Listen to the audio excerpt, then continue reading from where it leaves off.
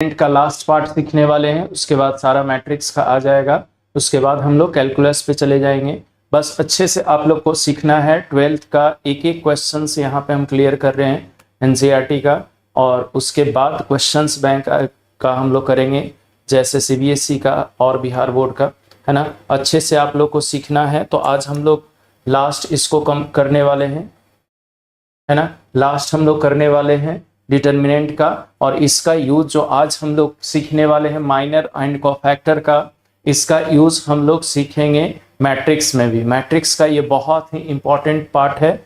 कौन सा?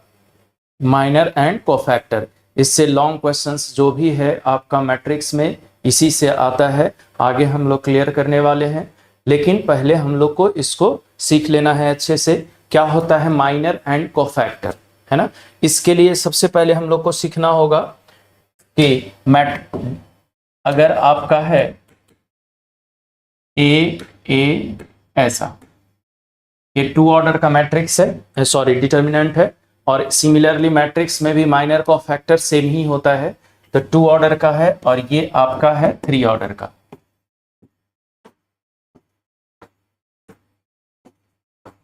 है ना। अब इसको अगर हम इंडिकेट करना चाहें कि किस रो में है और किस कॉलम में है, तो कैसे रिप्रेजेंट करेंगे? तो देखिए, जैसे हर का एड्रेस होता है, मकान नंबर होता है, वैसे ही जो भी एलिमेंट्स यहाँ पे है वो सारे का पोजीशन होता है, और उसको हम उस पोजीशन को कैसे लोकेट करेंगे, उसके लिए हम लोग सीखेंगे AIJ। आई क्या होता है सो जानते हैं आप लोग, नंबर ऑफ रो, और जे क्या होता है, नंबर ऑफ कॉलम। ये जो हम बताने जा रहे हैं ये मैट्रिक्स का स्टार्टिंग क्लास से ही आएगा, है ना, स्टार्टिंग शुरू से ही आएगा, और अच्छे से इसको सीखना है और समझना है, ठीक है। तो चलिए, सबसे पहले हम किसी भी एलिमेंट का पोजीशन लोकेट करना हो अगर, तो किस चीज से लोकेट करेंगे? AIJ से, ठीक है। तो यहाँ पे आई क्या होता है, तो शुरू में आई होता है नंबर ऑफ रो, और जे क्या होता है, नंबर ऑफ कॉलम।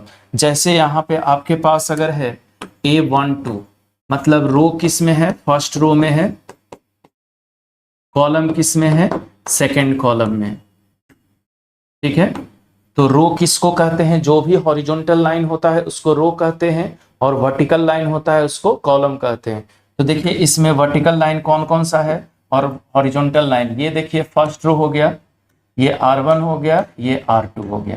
तो ये आई का वैल्यू 1 हो जाएगा इसके लिए। इसमें देखिए, ये हो गया आपका R1, ये हो गया R2, ये सब तो जानते हैं, लेकिन अगेन रिपीट कर रहे हैं। और ये जो है आपका काम आएगा मैट्रिक्स का शुरू से ही, ठीक है। अच्छे से देखना है। तो RI से डिनोट करते हैं, और I होता है नंबर ऑफ रो, ये तो जानते होंगे, शुरू में ही एकदम 0 से लेके चले हैं, क्योंकि ये वाला जो पार्ट बताने जा रहे हैं मैट्रिक्स और डिटर्मिनेंट दोनों में काम आएगा। मैट्रिक्स में तो कुछ ज़्यादा ही काम आता है। तो चलिए, इसमें I का वैल्यू पहले हम लोग क्या रखने वाले हैं, I का वैल्यू रखने वाले हैं। इसके लिए देखिए R1 है, तो इसके लिए I का वैल्यू हम लोग रखने वाले हैं 1, इसके लिए I का वैल्यू रखने वाले हैं 2। तो रो यहाँ पे पहला रो और दूसरा रो इंडिकेट हो गया। इसमें चलिए, पहला रो क्या है, 1 1 1, ये पहला रो हो गया, R1 से डिनोट करते हैं पहला रो से। ये हो गया दूसरा रो, और 2 2 2, ये हो गया आपका तीसरा रो। तो रो तो हम लोग इंडिकेट कर दिए। अब चलते हैं कॉलम, क्योंकि पहले रो होता है और बाद में क्या होता है, कॉलम। हम सारे का रो इंडिकेट कर दिए, और उसके बाद चलिए कॉलम को इंडिकेट करते हैं। तो ये आपका C1 हो गया, ये आपका C2 हो गया। कॉलम को C1 C2 से डिनोट करते हैं, ये C1 हो गया, C2 हो गया, और ये C3 हो गया। इसको CIJ से डिनोट करते हैं, जहां J क्या होता है, नंबर ऑफ कॉलम। देखिए, 0 से हम बता रहे हैं, है ना। अगर जानते भी हैं तो थोड़ा सा स्पीड में देख लीजिएगा इसको, और नहीं जानते हैं तो अच्छे से देख लीजिएगा। CJ से डिनोट करते हैं, इसलिए J का वैल्यू 1 इसमें, तो पहला कॉलम, J का वैल्यू 2 तो दूसरा कॉलम, J का वैल्यू 3 तो तीसरा कॉलम, है ना। तो चलिए, यहाँ पे J को हम लोग अगर इंडिकेट करना हो तो कैसे करेंगे? ये देखिए, पहला कॉलम हो गया, पहला कॉलम हो गया, पहला कॉलम हो गया, दूसरा कॉलम हो गया, और ये तीसरा कॉलम हो गया, ठीक है। यहाँ भी चलिए पहला कॉलम हो गया और ये दूसरा कॉलम हो गया, ये रिप्रेजेंट हो गया, है ना। हर एक का पोजीशन हमको आसानी से बता सकते हैं। जैसे अगर आपको दे दे, जैसे अगर दे दे यहाँ पे a इज इक्वल टू 2 3 1 4, है ना। तो यहाँ पे अगर A21 अगर लिखना हो, इसमें से 21 कौन सा है, तो सबसे पहले आप क्या देखोगे कि 21, 2 का मतलब पहला रो या दूसरा रो, 2 का मतलब हो गया सेकेंड रो, और ये हो गया फर्स्ट कॉलम। मतलब हमको वैसा एलिमेंट चाहिए जो कि सेकेंड रो में है और पहला कॉलम में है, सेकेंड रो में है और पहला कॉलम में है। तो देखिए सेकेंड रो में कौन सा है, सेकेंड रो में ये फर्स्ट रो हो गया, सेकेंड रो हो गया, और फर्स्ट कॉलम ये हो गया, मतलब ये हो गया इसका 1 हो गया। इसका रिजल्ट कितना हो गया, 1 हो गया। आसानी से हम लोग बता सकते हैं किसी भी एलिमेंट का, ये मैट्रिक्स में भी काम आएगा, अच्छे से देखना है। तो चलिए हम लोग क्या सीखने वाले हैं, ये minor of element of matrix. Minor सीखेंगे तब हमको कोफैक्टर आएगा, क्योंकि कोफैक्टर कुछ नहीं होता है, सेम माइनर के ही इक्वल होता है, बस प्लस माइनस को चेंज करता है। तो चलिए हम लोग यहाँ पे माइनर क्या होता है, माइनर हम लोग सीखते हैं। माइनर जो होता है ट्रेस वैल्यू होता है। ये ट्रेस्ड वैल्यू क्या होता है, ट्रेस्ड वैल्यू होता है जो कि किसी भी एलिमेंट का जो ट्रेस वैल्यू होगा, मतलब सामने और नीचे वाला नहीं हो, जो क्रॉस में हो, ठीक है, जो क्रॉस में हो, जो अलग अलग हो। जैसे यहाँ पे देखिए बहुत सारा यहाँ पे क्लियर करने वाले हैं 5 7। तो देखिए माइनर ऑफ अगर 5 2 निकालना हो, तो माइनर ऑफ 2 निकालना हो तो 2 का ट्रेस वैल्यू कौन सा होगा, तो डिटर्मिनेंट का वैल्यू सॉल्यूशन करने में सीखे होंगे, ये वाला छोड़ देंगे और ये छोड़ देंगे, जो रेस्ट बचा हुआ है, मतलब सामने वाला छोड़ देना है, नीचे वाला छोड़ देना है, जो रेस्ट बचेगा वही ट्रेस वैल्यू है। तो ट्रेस वैल्यू इसका कितना हो गया बताइए, 7 हो गया। ट्रेस वैल्यू कितना हो गया, 7 हो गया। इसी तरह से माइनर ऑफ 3, तो 3 के लिए चलिए किसको हम लोग छोड़ने वाले हैं, 3 को ये छोड़ने वाले हैं और ये छोड़ने वाले हैं, तो इसका सामने और नीचे छोड़ देंगे, जो रेस्ट बचेगा, तो क्या रेस्ट बचेगा 5। इसी तरह से 5 का माइनर क्या होगा, देखिए 5 का माइनर क्या होगा, 5 का माइनर हो गया ये सामने वाला और ये छोड़ देंगे, तो क्या बचेगा 3। माइनर ऑफ 7 का क्या होगा, तो 7 में हम लोग किसको छोड़ने वाले हैं, ये छोड़ देंगे और ये छोड़ देंगे, तो क्या रेस्ट बचेगा, देखिए ये ऊपर वाला नीचे वाला ये छोड़ देंगे, तो क्या बच जाएगा 2 बच जाएगा, ठीक है। तो इसका हो गया 2। हम लोग अभी बहुत क्वेश्चन इस पे क्लियर करने वाले हैं। तो ट्रेस वैल्यू क्या होता है समझ में आया सभी को, जिस एलिमेंट का भी निकालना हो उसको सामने वाला और नीचे वाला को छोड़ देंगे, वही उसका ट्रेस वैल्यू हो जाएगा, ठीक है। और इसको डिनोट करते हैं हम लोग MIJ से। क्या चीज से डिनोट करते हैं, MIJ से, जहां I होता है नंबर ऑफ रो और J क्या होता है, नंबर ऑफ कॉलम। क्लियर है सभी का। तो आगे हम लोग चलते हैं, इस पे बहुत सारा एग्जाम्पल्स आने वाला है अभी देखिए, क्योंकि एक एक्सरसाइज आप लोग का NCERT में होगा 4.4, है ना, उसी से रिलेटेड बहुत सारा होगा। तो चलिए इसमें कोफैक्टर, तो पहले हम माइनर सीख लेते हैं उसके, अच्छा दोनों साथ में आए। कोफैक्टर क्या होता है, देखिए कोफैक्टर जो होता है, क्या अभी बोले थे कि माइनर का ही इक्वल होता है।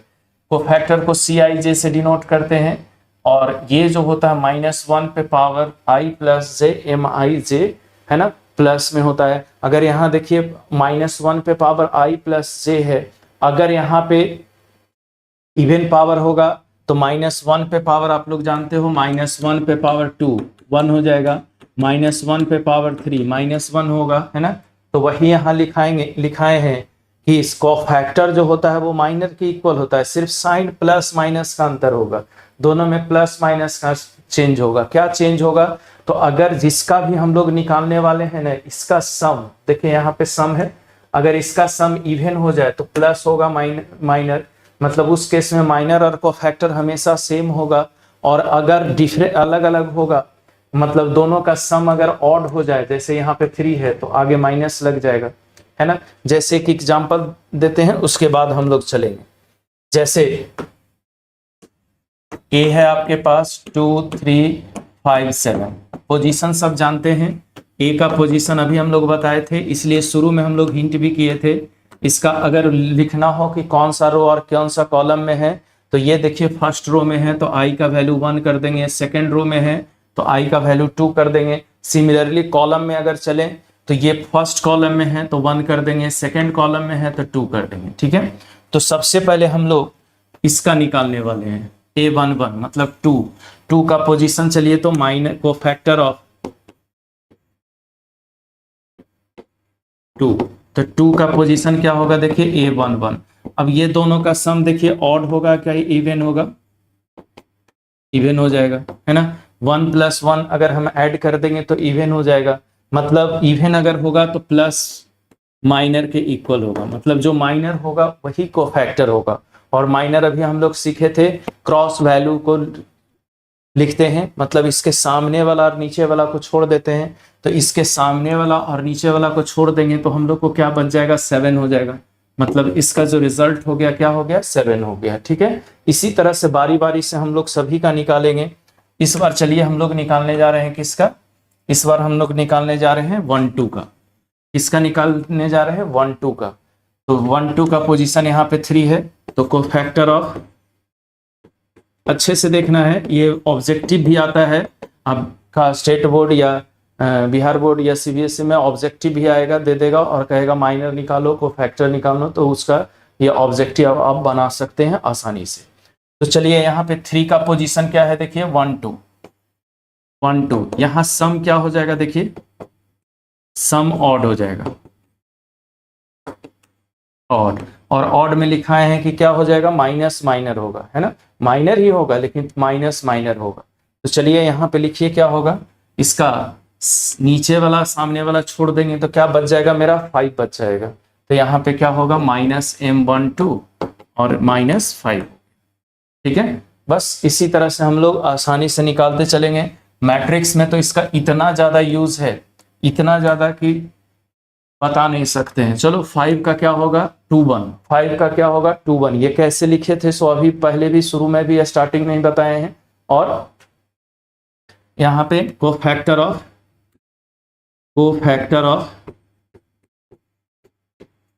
5 का चलिए A21, यहाँ सम देखिए इवन है या ऑड है, 2 + 1 ऑड है तो निश्चित है माइनर का इक्वल होगा। अब चलिए इसका माइनर निकालना हो तो सामने वाला और ये छोड़ देंगे तो क्या बच जाएगा मेरे पास 3, तो यहाँ पे हो गया -3। इसी तरह से कोफैक्टर ऑफ 7 का पोजीशन देखिए क्या होगा, 7 का पोजीशन है 2 2,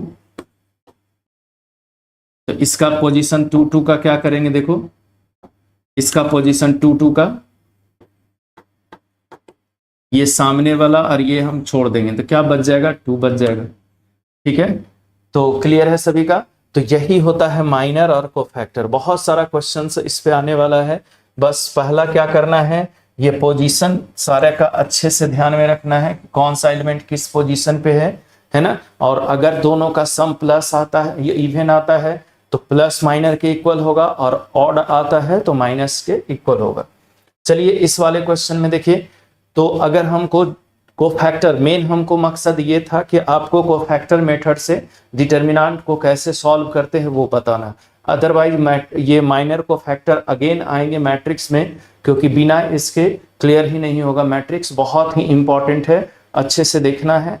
तो हमको डिटर्मिनेंट से कैसे इसका सॉल्यूशन करेंगे सो सीखने वाले। तो कुछ नहीं करना है, जैसे जिसका भी निकालना हो, जैसे अगर इसका निकालना है तो ए इसका ये फर्स्ट रो के अलोंग सॉल्व करेंगे, किसी रो के अलोंग या किसी एक कॉलम के अलोंग हम लोग सॉल्व करेंगे। अगर फर्स्ट रो के अलोंग सॉल्व करना हो, लिखा रहेगा क्वेश्चन में कि किसके अलोंग करना है हमको, ठीक है। लेकिन यहाँ पे एक ऑब्जेक्टिव है वो पहले हम बता दें, उसके बाद जाएंगे इससे सॉल्यूशन करने। अभी यहाँ पे पहले कॉन्सेप्ट देखिए क्या करेंगे, फर्स्ट रो के अलोंग करेंगे तो फर्स्ट रो का जो भी एलिमेंट है बस उसी का कोफैक्टर निकालना है। सेकेंड रो का निकालना हो तो सेकेंड रो का, और थर्ड का निकालना हो उसी तरह जिस यहाँ क्वेश्चन में लिखा रहेगा।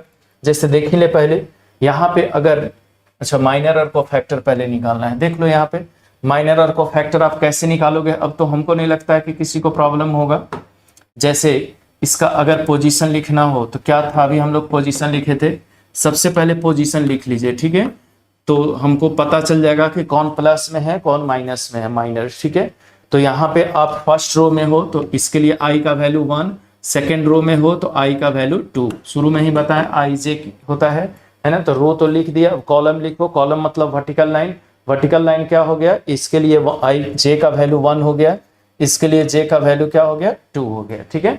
थोड़ा सा हल्का स्पीड में समझा रहे हैं क्योंकि ये सब बेसिक है और आप लोग जानते होंगे, अदरवाइज दिक्कत हो तो अच्छे से 1-2 बार देख लीजिएगा। यहाँ पे चलो, तो 2 का निकालना है हमको, तो 2 का माइनर क्या होगा, माइनर ऑफ 2, तो माइनर ऑफ 2 अगर हम लोग चले तो क्या होगा, 2 का ऑर्डर देखिए a11, तो m11 हो जाएगा क्योंकि इसको हम लोग mij से डिनोट करते हैं, है ना। तो i का भी वैल्यू 1 हो गया, j का भी वैल्यू 1 हो गया। तो इसके सामने वाला और नीचे वाला छोड़ देंगे तो क्या बच जाएगा, 3 बच जाएगा। तो यहाँ पे हम लोग लिख देंगे 3 हो गया। इसी तरह से माइनर ऑफ -4, -4 का पोजीशन, चलो -4 का पोजीशन ये है, तो -4 का पोजीशन क्या होगा देखिए, तो -4 का पोजीशन यहाँ पे है 1 2, है ना। तो ये हो गया m12, तो m12, तो इसके नीचे वाला सामने वाला आप छोड़ दो, नीचे वाला सामने वाला छोड़ दो, तो क्या रिजल्ट आ जाएगा, 0 आ जाएगा। क्या रिजल्ट आ जाएगा, 0 आ जाएगा। इसी तरह से चलो तीसरा, माइनर ऑफ 0, 0 बोलो किस पोजीशन पे है, 0 जो है किस पोजीशन पे है, यहाँ पे लिखा हुआ है 0 किस पोजीशन पे है, 0 आपका 2 1 है, किस पोजीशन पे है, 2 1, तो m21, m21, और इसका क्रॉस एलिमेंट क्या होगा देखिए, ये और ये छोड़ देंगे तो क्या बच जाएगा मेरे पास, -4 बच जाएगा।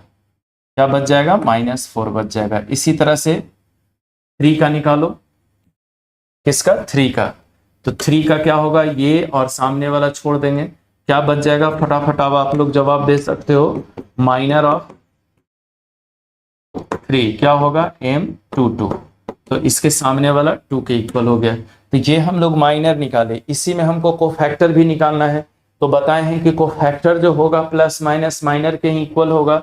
सिर्फ देख लेना है कि अगर ये सम इवन हो जाए तो प्लस और ऑड होगा तो माइनस, जैसे ये दोनों ऑड है तो निश्चित है निगेटिव हो जाएगा, और ये दोनों इवन है, दोनों का सम जो निकालेंगे इवन होगा तो हो जाएगा। तो चलिए यहाँ से हम लोग इसी में हम लोग अगर बी नंबर कर दें, बी अगर कर दें कि कोफैक्टर ऑफ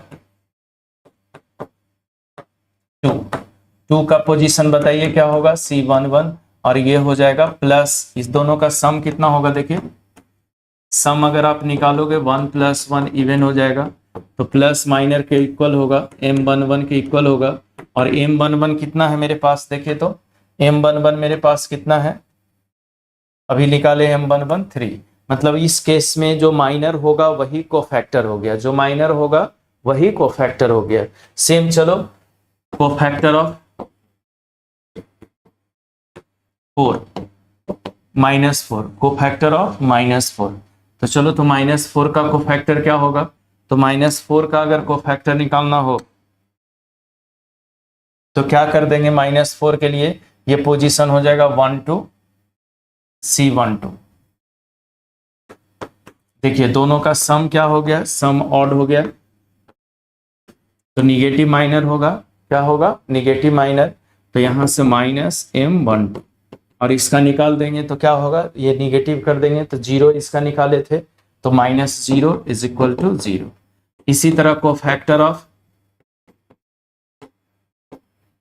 0 का पोजीशन चलो क्या होगा, तो 0 किस पोजीशन पे है, सेकेंड रो का फर्स्ट कॉलम में है, सेकेंड रो का फर्स्ट कॉलम में है, मतलब C21। यहाँ पे सम ऑड हो गया तो माइनस माइनर के बराबर होगा, और माइनस माइनर इसका क्या निकाले हैं, -4, तो -4 = 4 हो गया। इसी तरह लास्ट अगर हम लोग 3 का निकालें, है ना, तो कोफैक्टर ऑफ 3 का पोजीशन चलो क्या होगा, डिटेल में पोजीशन बता चुके हैं इसलिए डायरेक्ट हम कर रहे हैं, तो यहां से हो जाएगा C22। देखो सम यहाँ 2 + 2 इवन हो गया, तो क्या कर दोगे आप लोग, माइनर के इक्वल होगा, और इसका माइनर कितना निकाले हैं 2। तो यही हो गया माइनर और कोफैक्टर 2 ऑर्डर का। इसी सिमिलरली चलेंगे हम लोग 3 ऑर्डर का, उसके बाद हम लोग इसका सॉल्यूशन निकालेंगे कि डिटर्मिनेंट का सॉल्यूशन कैसे निकालोगे। तो ये जैसे देखो 2 ऑर्डर का निकाले हैं, अगला क्वेश्चन भी सेम है 2 ऑर्डर का, आप लोग आसानी से बना सकते हो। इसको हम छोड़ देते हैं, है ना। सेम तरीके से बनाना है, पहले माइनर निकाल लेना है, उसके बाद कोफैक्टर निकाल लेना है। इसी तरह से देखिए 3 ऑर्डर वाला, 3 ऑर्डर का 2 क्वेश्चन है आपके बुक में, तो एक हम बता रहे हैं, एक आप लोग को बनाना है, ठीक है। जैसे ही इसका अगर निकालना हो माइनर और कोफैक्टर, तो कैसे निकालोगे, तो सबसे पहले पोजीशन लिख लो। वहां ए पहला रो हो गया, दूसरा रो हो गया, तीसरा रो हो गया, है ना, 3 रो हो गया।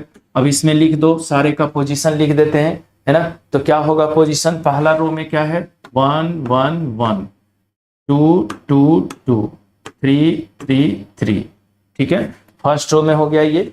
अब हमको सेकंड इसका कॉलम में चलो, तो कॉलम लिखो, तो क्या होगा इसका, पहला कॉलम, दूसरा कॉलम और तीसरा कॉलम,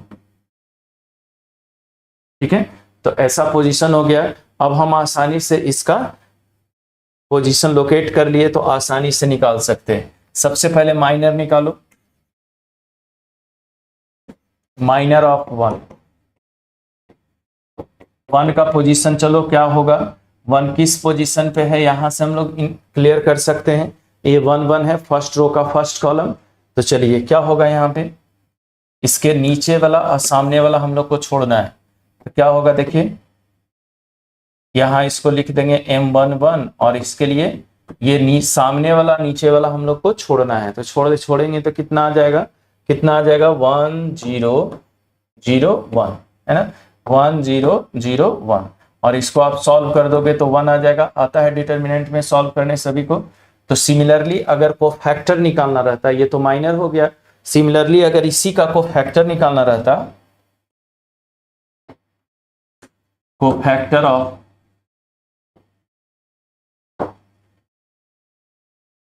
इसका 1, इसको लिख देंगे M11। क्या होगा बताओ तो, सॉरी, कोफैक्टर को हम लोग क्या चीज से डिनोट करते हैं, IRJ से। तो यहाँ पे C11, दोनों का पोजीशन इसके बाद क्लियर हो जाना चाहिए सारे का, है ना। तो C11 कैसे आया, C11 पता चला क्योंकि हमको 1 का निकालना है, पहला रो का पहला एलिमेंट, कॉलम का एलिमेंट है C11, उसका हम लोग निकाल रहे हैं, इसका निकाल रहे हैं। तो चलो इसके लिए हम लोग क्या किए हैं, तो यहाँ दोनों का सम क्या हो रहा है, देखो दोनों का सम मेरे पास इवन आ रहा है, दोनों का सम इवन आ रहा है। तो प्लस माइनर के इक्वल होगा, और माइनर अभी हम लोग निकाले हैं, माइनर कितना वैल्यू आया है 1 आया है, तो ये इसका हो गया 1। अब कहोगे सर अगर हम माइनर नहीं निकाले रहते तो नहीं निकालने रहते तो इस तरह से माइनर निकाल लेंगे, ठीक है। दोनों एक साथ निकालना है, इसलिए डायरेक्ट इसका हम लोग वैल्यू निकाल ले रहे हैं। इसी में चलो माइनर ऑफ 0, 0 बोलो किस पोजीशन पे है, 0 यहाँ पे, इस बार हमको 0 का निकालना है, तो ये और ये छोड़ देना है, ठीक है। किस पोजीशन पे है देखो, ये 1 2 का निकालना है इसका। तो चलो तो किस पोजीशन पे है सो क्लियर करते हैं।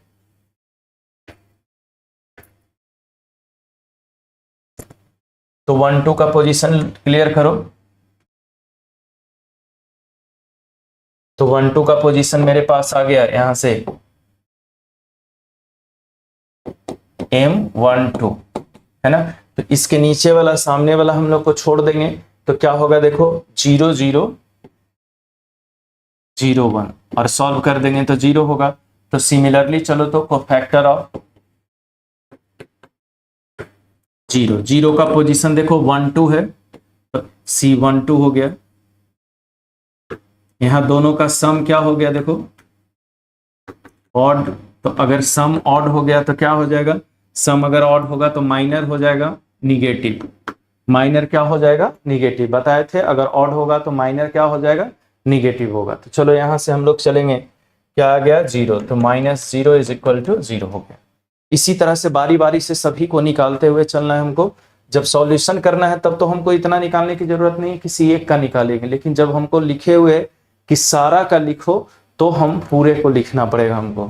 इसी तरह से तीसरा चलो माइनर ऑफ अगेन 0 इस वाले का, तो यहां पे हो गया 1 3। तो चलो तो, और इसी तरह से वो फैक्टर ऑफ 0 इस वाले 0 का,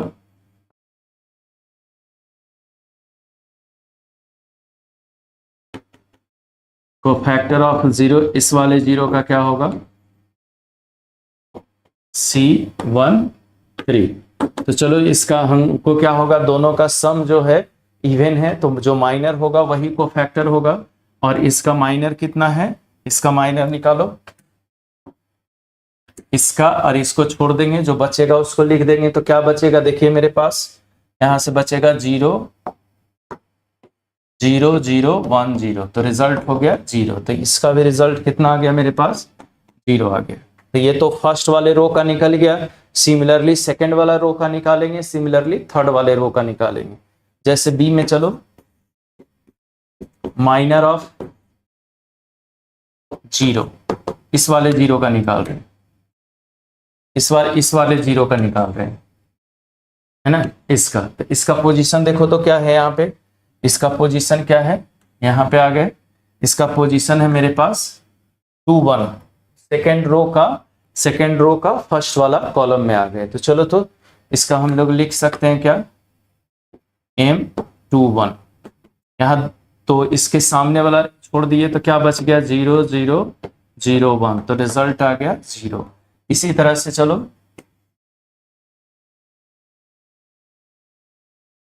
ए बी यहाँ पे यूज किए हुए हैं, अच्छा रहने दो, इसके जगह एक्स वाई जेड कर दो, ये एक्स हो गया, इस बार वाई। चलो को फैक्टर ऑफ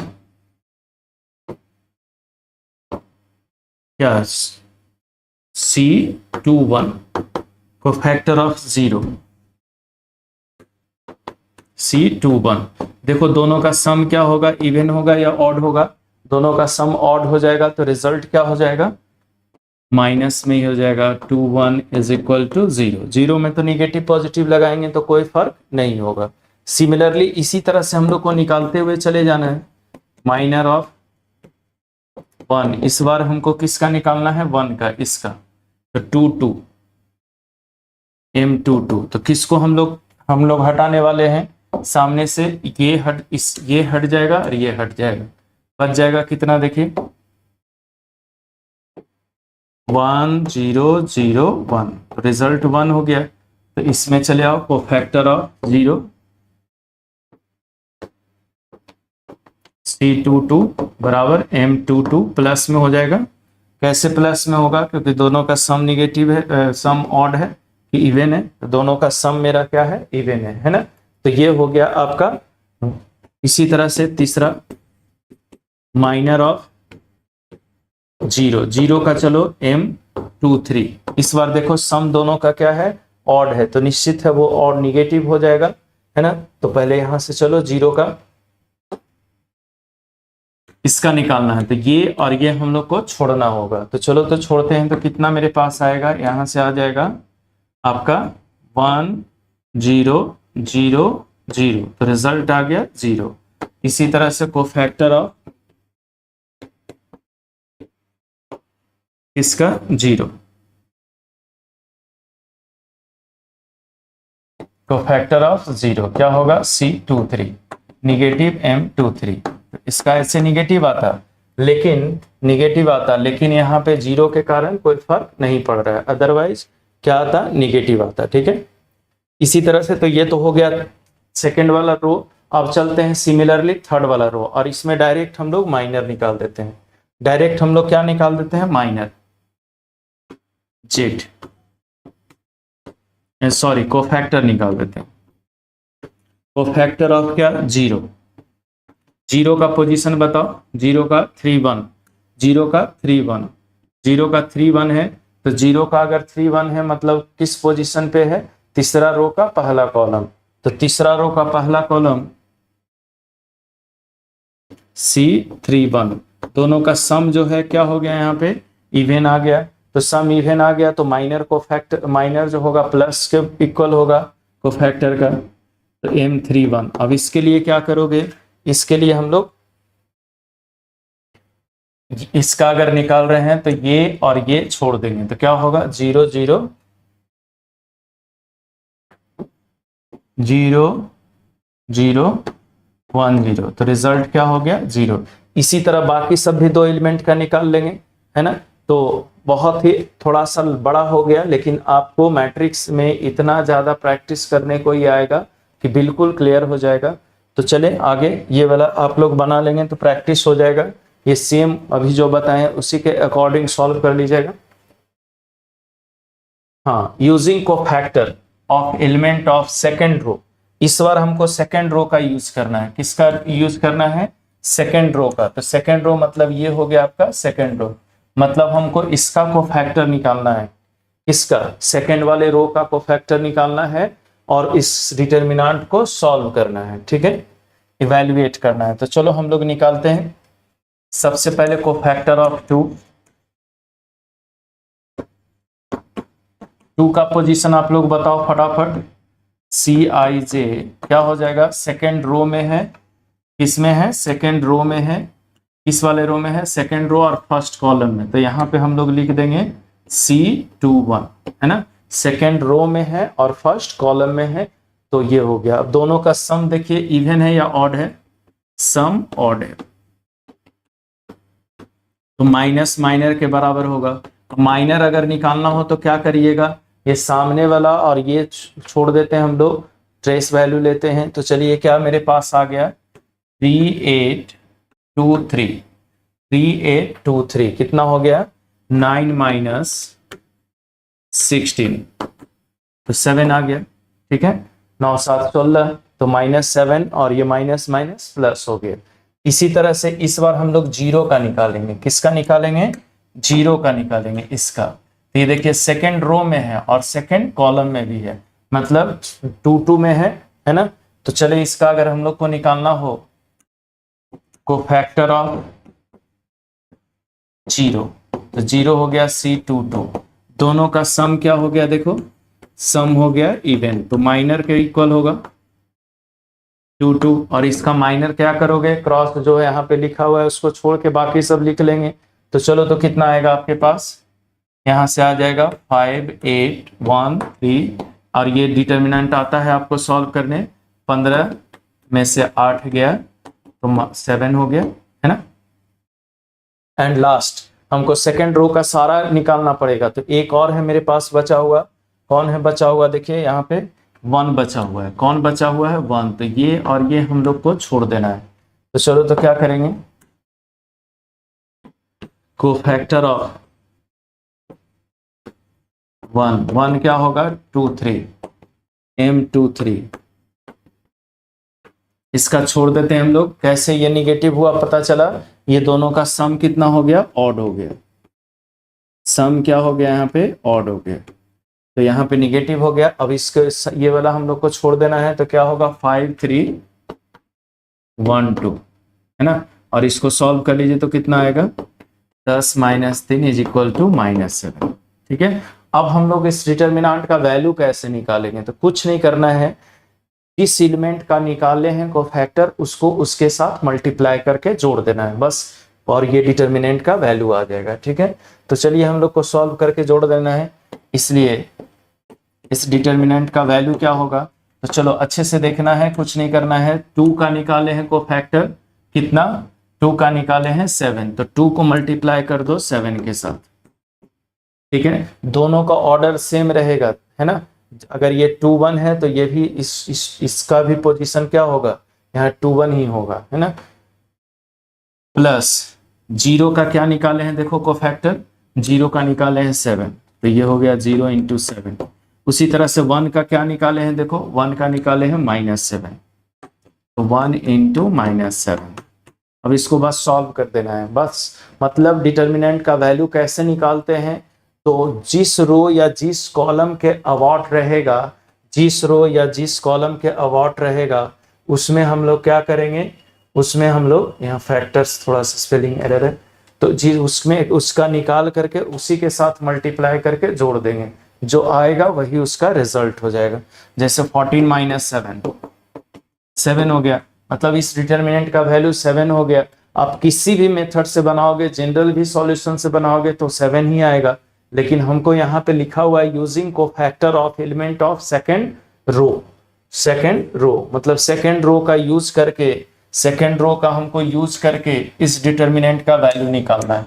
तो कैसे निकालना है सो निकाल बता चुके हैं, है ना। एक और अगर है तो देखो, यहां भी हमको करना है क्या, कोफैक्टर का निकाल करके, कोफैक्टर का यूज करके हमको थर्ड कॉलम का निकालना है। किसका निकालना है, थर्ड कॉलम। तो थर्ड कॉलम देखिए यही है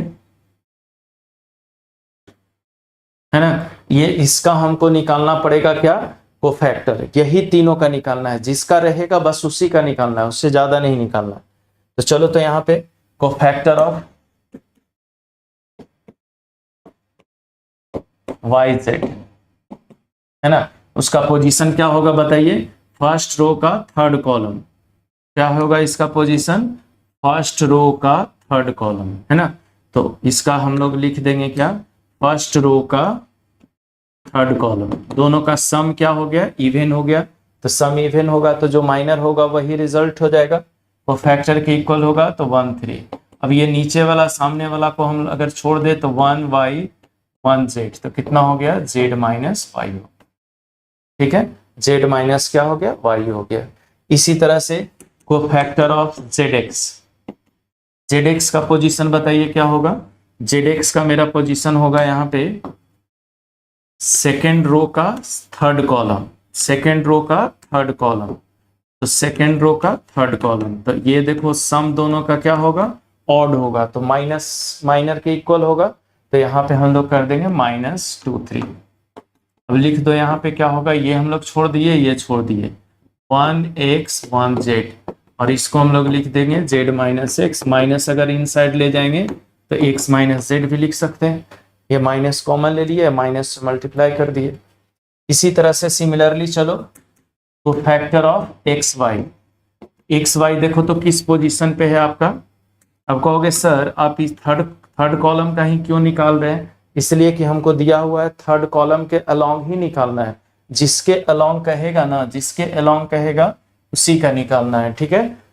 तो चलो यहाँ पे दोनों का क्या होगा, इसका पोजीशन क्या होगा, ये सामने वाला ये छोड़ देंगे, तीसरा रो का तीसरा कॉलम, मतलब तीसरा रो का तीसरा कॉलम 3 3। ये दोनों का सम क्या होगा, इवन होगा। ये दोनों का सम इवन होगा तो m3 3 होगा। अब चलिए और इसका क्या होगा, 1x 1y, तो y माइनस एक्स हो गया। ये सारे का हम निकाल चुके हैं। तो चलो इस डिटर्मिनेंट का वैल्यू क्या होगा, क्या बोले, जिसका निकाले उसको उसके साथ मल्टीप्लाई कर देना है। तो चलो मल्टीप्लाई करो, एक्स वाई को किससे मल्टीप्लाई करेंगे, z माइनस वाई से। तो यहां से वाई जेड हो गया और यहां से हो गया z माइनस वाई। इसी तरह से इसको इसके साथ मल्टीप्लाई कर दो, जेड एक्स को x माइनस जेड से, प्लस एक्स वाई से y माइनस एक्स से, ठीक है। ऐसा कर दिए। अब हम लोग इसको या तो इतना ही छोड़ सकते हैं, नहीं तो इसको आगे फैक्टराइज भी कर सकते हैं। कैसे फैक्टराइज करोगे, तो मल्टीप्लाई कर देंगे। जैसे z माइनस वाई को छोड़ दो, इसको मल्टीप्लाई कर दो, z x square minus z square x, x y square minus x square y. हमको वाई जेड हो गया z minus y. Z minus y और कॉमन लेना है, तो जेड माइनस वाई अगर कॉमन लेना है तो जेड माइनस वाई कहाँ से कॉमन आएगा, तो देखो अगर यहाँ से एक्स स्क्वायर कॉमन ले लो तो जेड माइनस वाई हो गया, है ना।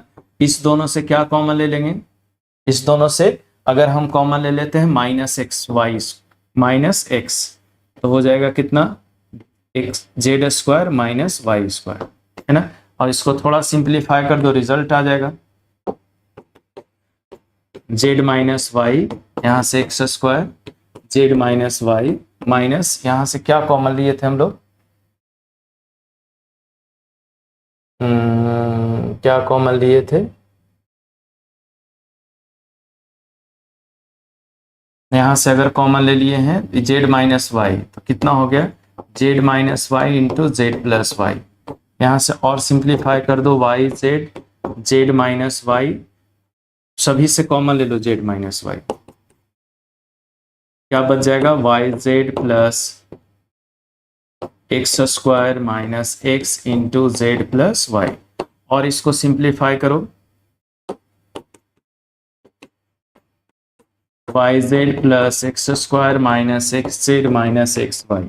और देखो फैक्टराइज करो, जेड माइनस वाई, यहां से अगर हम कॉमन ले लेते हैं इससे और इससे वाई, तो क्या हो गया, जेड माइनस एक्स, और यहां से एक्स को माइनस एक्स कॉमन ले लो तो जेड माइनस एक्स। देखो फैक्टराइज हो गया, जेड माइनस एक्स कॉमन ले लो तो z minus y, z minus x, y minus x. ठीक है, कहीं प्लस माइनस आगे पीछे कर सकते हैं, तो हम लोग यहां भी छोड़ सकते हैं, अदरवाइज फैक्टराइज करके भी लिख सकते हैं। हमको मेन सीखना क्या था, हमको सीखना था कि कैसे डिटर्मिनेंट से सॉल्व करते हैं, मतलब कोफैक्टर मेथड से डिटर्मिनेंट को कैसे वैल्यू निकालते हैं, वही सोल्व। बाकी तो ये कैलकुलेशन है, थोड़ा फैक्टराइज किए हैं, अदरवाइज हम लोग डायरेक्ट कोफैक्टर निकाल के क्या करते जाएंगे, मल्टीप्लाई करते हुए चले जाएंगे। और है क्या इस पे, नहीं। तो चले पीछे चलते हैं। ठीक है, तो इसका हम लोग क्या देखें कि अगर किसी का सॉल्यूशन निकालना है तो क्या करोगे, जिसका भी निकालना होगा, जैसे देखो A11 का निकाले तो A11 का पोजीशन को क्या C11 ही होगा। A12 का निकाले तो ये क्या होगा, 12 होगा। A13 का निकाले, C समझ में आ रहा है क्या है, कोफैक्टर, उसी एलिमेंट का कोफैक्टर है जिसका हम लोग निकाले हैं। तो निश्चित है जिसका भी निकालेंगे, देखो ये दोनों हमेशा सेम होगा, ये हमेशा सेम होगा। ठीक है, ये हमेशा क्या होगा, सेम होगा। तो जैसे देखो यहाँ पे ऑप्शन मेरे पास है और कह रहा है कौन सा ऑप्शन होगा, तो देखो ये दोनों सेम नहीं है, यहाँ तो सेम है, ये भी सेम है, लेकिन ये देखो सेम नहीं है, मतलब ये नहीं होगा। इसमें देखो 1 2 और 2 1, ये भी नहीं होगा। 1 1 है, 1 2 है, 2 1 है और 1 2 है, ये भी नहीं होगा। नीचे में आ जाओ, 1 1 है, 2 1 है और 3 1 है ना। तो यहाँ पे हमको सही सेम आ गया है, तो अगर सेम आएगा मतलब कौन सा ऑप्शन हो गया, डी हो गया, है ना। मतलब ये सब नहीं हुआ, क्योंकि हम लोग जो निकालते हैं किसी भी रो या किसी भी कॉलम के अलोंग डिटर्मिनेंट का वैल्यू निकालते हैं, तो उसके मतलब कोफैक्टर मेथड से, तो हम लोग क्या करेंगे, जिसका भी निकालेंगे उसको कोफैक्टर को उसी के साथ मल्टीप्लाई करके, सिग्मा का मतलब होता है जोड़ देना, जोड़ देंगे। तो देखो हमेशा जैसे 1 1 का निकाले, हम लोग का क्या था पोजीशन, देखो यहाँ पे A11 A12 A21 और A22, तो इसका कोफैक्टर का जो ऑर्डर होगा वो भी तो C11 ही ना होगा, है ना। जिसका भी होगा, जैसे इसका कोफैक्टर को क्या चीज से डिनोट करेंगे, C21 से करेंगे, इसका क्या चीज से करेंगे, C22 से करेंगे, इसका क्या चीज से करेंगे, 1 2 से करेंगे। मतलब जिस एलिमेंट का भी कोफैक्टर निकाल रहे हैं तो उस एलिमेंट का जो पोजीशन होगा वही सेम पोजीशन उसका कोफैक्टर का होगा, इसलिए दोनों हमेशा सेम होता है। जैसे यहाँ पे एक एग्जांपल लेके यहाँ पे हम बताए हैं, है ना। तो हमेशा इसमें चेक करना था कि कौन सा इस डिटर्मिनेंट का वैल्यू होगा, तो कैसे हम लोग चेक किए, समझ में आया। किसके अलोंग यहाँ पे लिखा हुआ नहीं दिए हुए, किसके अलोंग हमको सिर्फ कह रहा है कि ये डिटर्मिनेंट है, तो कोफैक्टर अगर है Aij का कोफैक्टर अगर है, Aij का कोफैक्टर Cij है, सॉरी Aij है, कैपिटल Aij है, तो बताओ इस डिटर्मिनेंट का वैल्यू कौन देगा इसमें से। तो जो भी देगा सेम ऑर्डर का रहेगा। तो इसमें देखिए सेम ऑर्डर सिर्फ इसमें है, 1 1 2 1 और 3 1, दोनों में जिसमें भी सेम रहेगा वही देगा जब भी इस तरह का ऑप्शन रहेगा। क्योंकि हम लोग क्या करते हैं निकालने के लिए, उस एलिमेंट को उसी के कोफैक्टर से मल्टीप्लाई करके ऐड कर देते हैं। तो ये था आपका माइनर कोफैक्टर, बहुत आसानी से इसको सीखना है, अच्छे से सीखना है, कोशिश की है बहुत आसानी से समझाएं। और जहां भी दिक्कत रहेगा एक बार और ये आएगा, कहाँ पे आएगा, मैट्रिक्स में। तो आज के लिए इतना ही, बाय। ये खत्म हो गया डिटर्मिनेंट आपका 12th पार्ट।